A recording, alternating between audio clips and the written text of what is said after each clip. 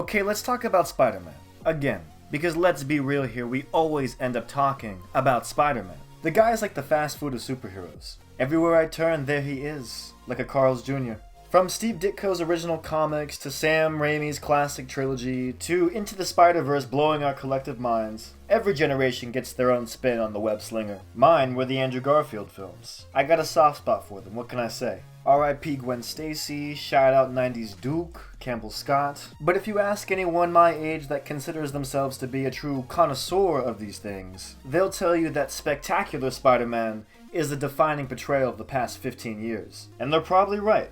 But here's the thing. Lately, as they keep churning out these reinventions, they're starting to feel a lot more like remixes. It's as if Marvel is just DJing the same track over and over, but just tweaking the bass a little each time it spins around. Which brings us to Your Friendly Neighborhood Spider-Man, the latest series from Marvel Animation, a series that's showcasing slick animation, a stylish throwback aesthetic, and a lot of quote-unquote love for the history of Spider-Man.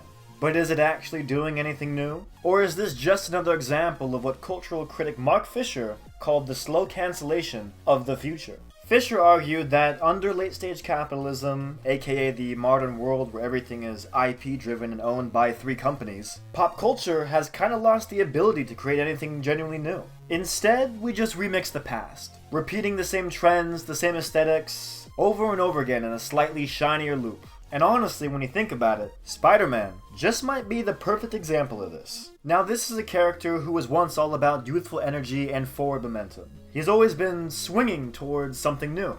But now, he seems to be trapped in a web of repetition, one that's less about friendly neighborhoods and more about safe, franchise-approved storytelling. What a tragic fate for such a fun character. And that's not to say I didn't enjoy this show. It did take a minute to catch its stride, but in the end, it ended up being a lot of fun. Actually, I'd even go as far as saying it's one of the more enjoyable pieces of Marvel content that I have watched recently.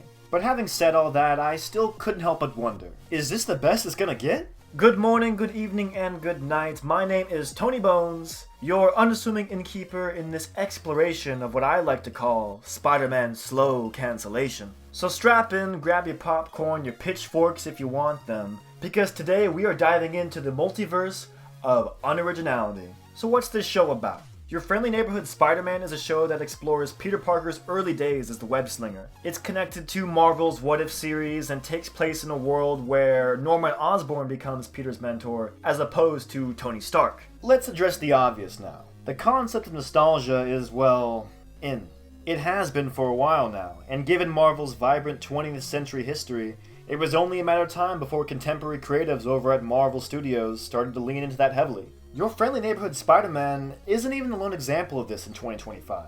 From what I've seen of that upcoming Fantastic Four flick, there seems to be a heavy reliance on that timeless aesthetic I've started to turn on recently. Now, if Marvel really wanted to do something that was aggressively postmodern, I guess a cartoon would be the best place to explore that. But it's like, Into the Spider-Verse already exists. Did we really need the lower budget TV version of that broad idea? I don't think so. Especially when you look at it like this. The Into the Spider-Verse films are pieces of media that are using its postmodern quality to deconstruct the Spider-Man mythos. In pseudo-intellectual coffee shop terms, it's intertextual entertainment, one of the best mainstream examples of that to date. While Your Friendly Neighborhood Spider-Man is a show for children that's using Silver Age comic aesthetics as a way to masquerade as something more than that.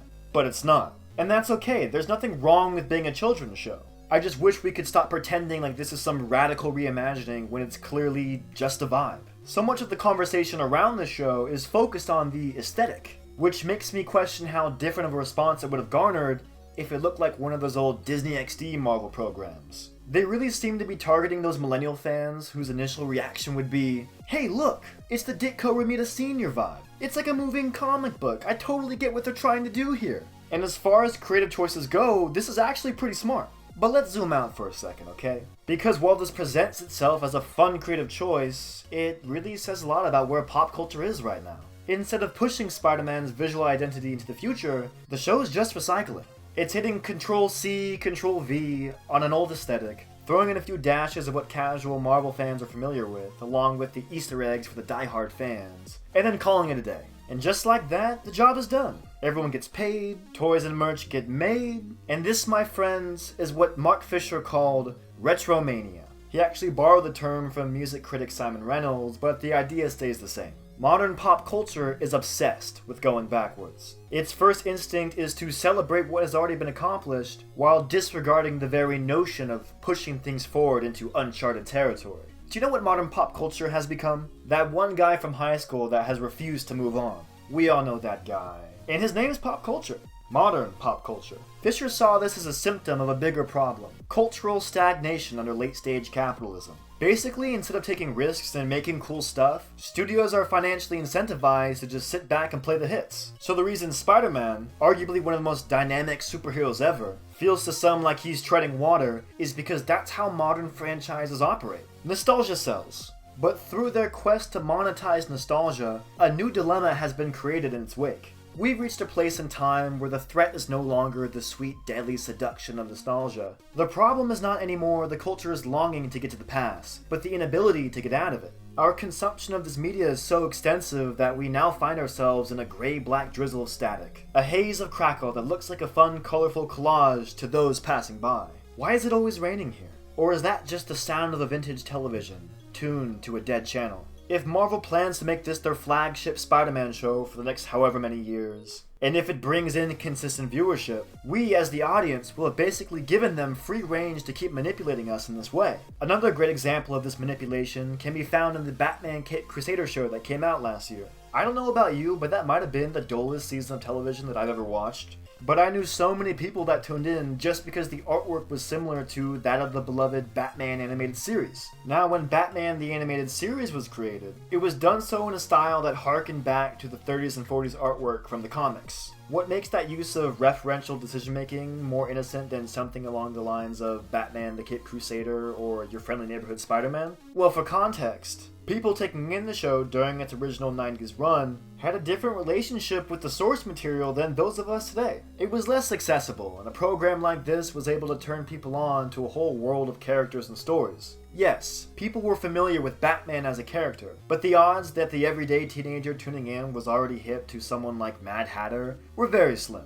And if they saw him appear in the show and wanted more of the character, they'd have to find their way into a comic book shop and comb through the rows in hopes they land on an issue that has his stupid little face on the cover. Whereas when I was a kid, you immediately recognized the character from the Lego Batman video game, and if not, a quick Google search would have done the trick. And the same goes for Spider-Man the animated series, which unlike Batman, didn't even have a film representation of the character at the time of its creation. It's crazy to think that we're roughly the exact same distance from Spider-Man the animated series that it was from the character's first appearance in Amazing Fantasy number 15. But according to someone like Mark Fisher, the similarities in distance is limited to their numerical presentation.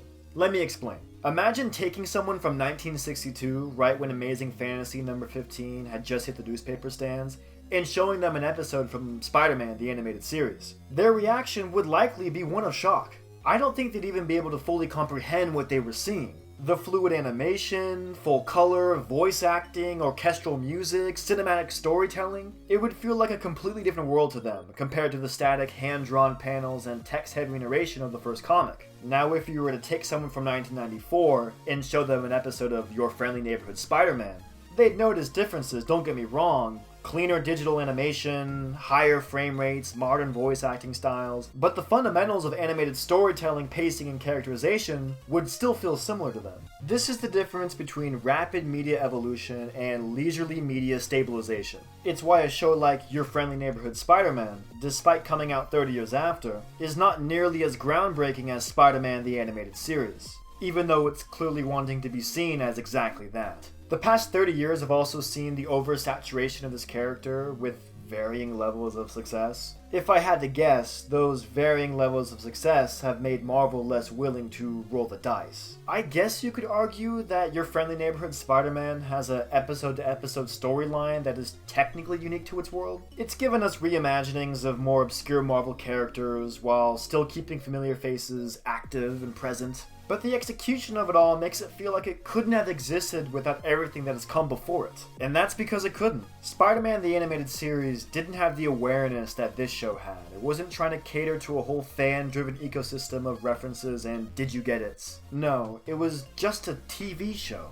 For real though, it's insane to me how many YouTube videos there are dedicated to just pointing out every little Easter egg found in the episode of a television series. I feel like I remember this becoming really popular about like 10 years ago, so it makes sense that this new era of creatives being put in charge would make these decisions and put emphasis on such details. But for me, this all just takes away from the experience. I've never really cared for the teasing of a character that may or may not appear in a future season, unless we're talking about Tracy McConnell. Tracy McConnell gets a pass because, well, she's Tracy McConnell. TM. However, I understand why lifelong fans eat this stuff up. It totally validates the time spent consuming all this frivolous media. Meanwhile, the younger viewers, well, they're being conditioned to do the same, thus keeping this chain of consumption constantly running forever. Sure, your friendly neighborhood Spider-Man is just embracing this timeless style because it's fun and it's cute, but here's the question.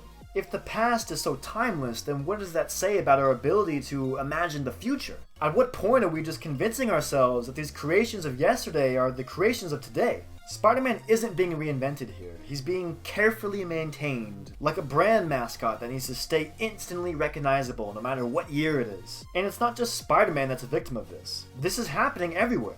Movies, TV, music, fashion, everything is being trapped in this recycled loop because, well, do I even need to say it? And here's the ironic part. Spider-Man used to be revolutionary. Marvel used to be counterculture. Back in the 60s, Spider-Man was a total game changer. He was a superhero who was messy, anxious, sometimes hot-headed. He dealt with real-world problems in a way that no hero had. Spider-Man was proof that comics were evolving, that the world was changing. But today, it feels like Marvel has found their sweet spot as far as what they want for both Spider-Man and Peter Parker.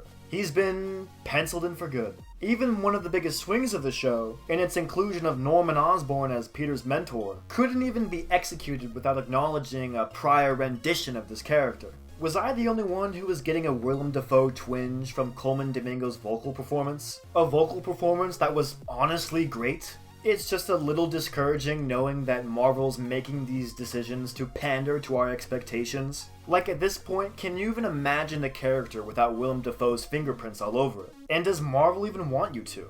What do you guys think? I want to know your thoughts. I know it may seem like I'm ragging on this show, but I'm not. I just feel like there's a bigger problem at hand and I wanted to use this opportunity as a chance to talk about it. So if anyone wants to continue this discussion or feel like I need to get brought down a peg, please let me know in the comment section. Either way, thank you for your time. This has been Tony Bones talking about Spider-Man on Cartoon Universe.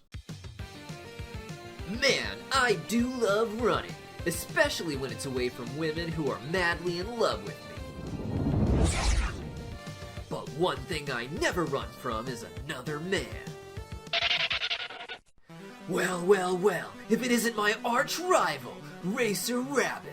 Shady the Bat, you're here for the magic crystal as well?